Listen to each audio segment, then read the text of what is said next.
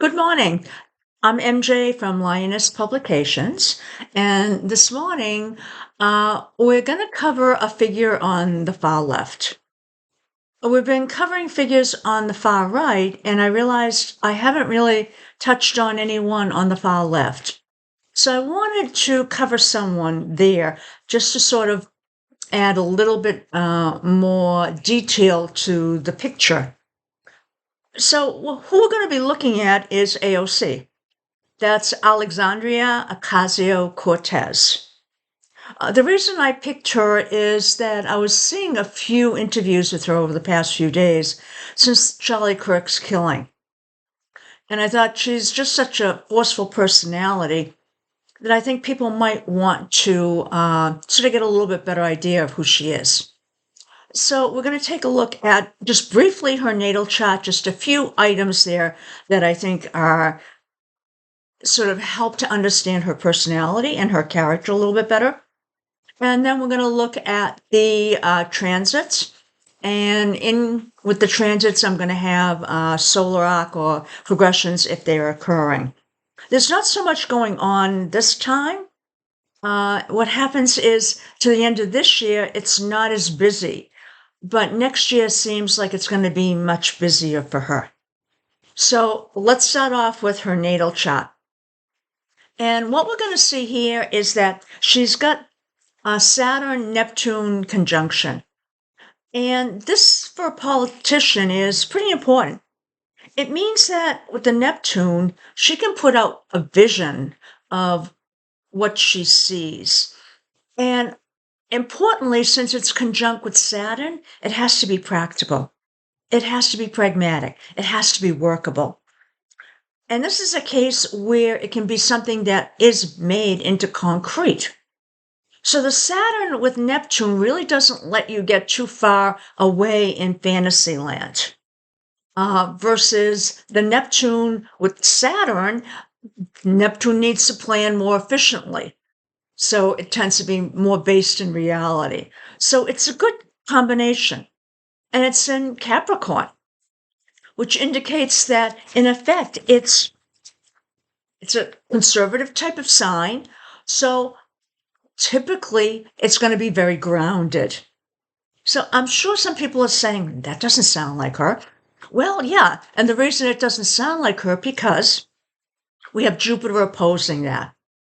So even though this is what one part of her is saying, she has an inner conflict. She has a conflict because she wants to make things big.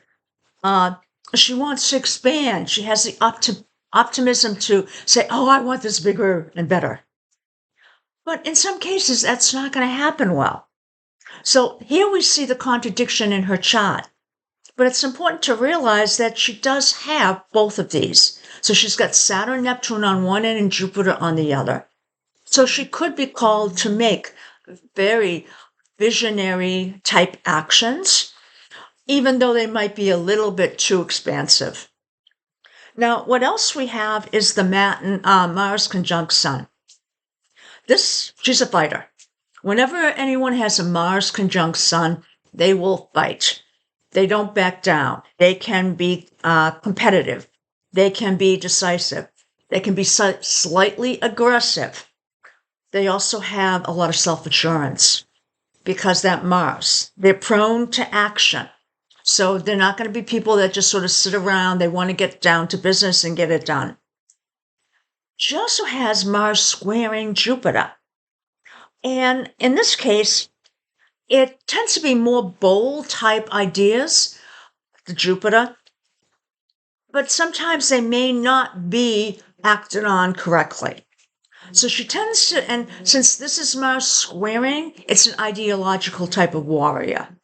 So this is important to understand. So she will fight for what she believes in, even though she might be better off not being so adamant, because it's going to get her into political feuds, and this could also make her unpredictable. Now with that, let's take a look at her transits and she's got one solar arc item. Like I said, it doesn't have a lot going on right now, but next year's going to be different.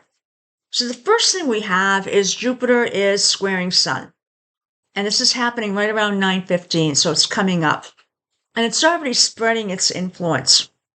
This is overconfidence.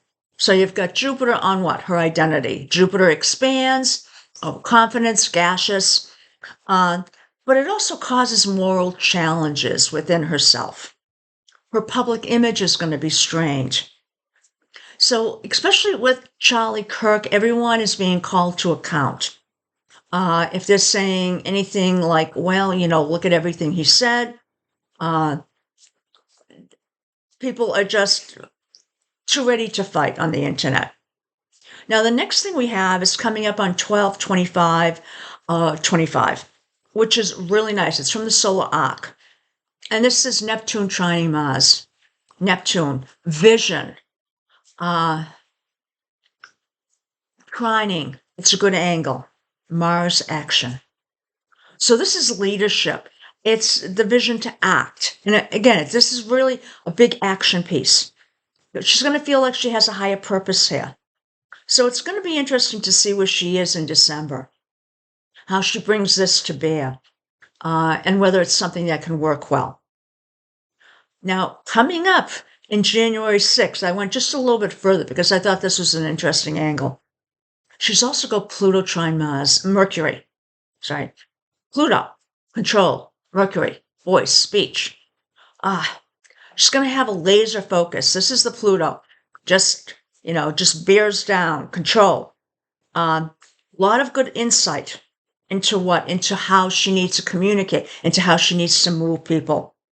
So what's Pluto here?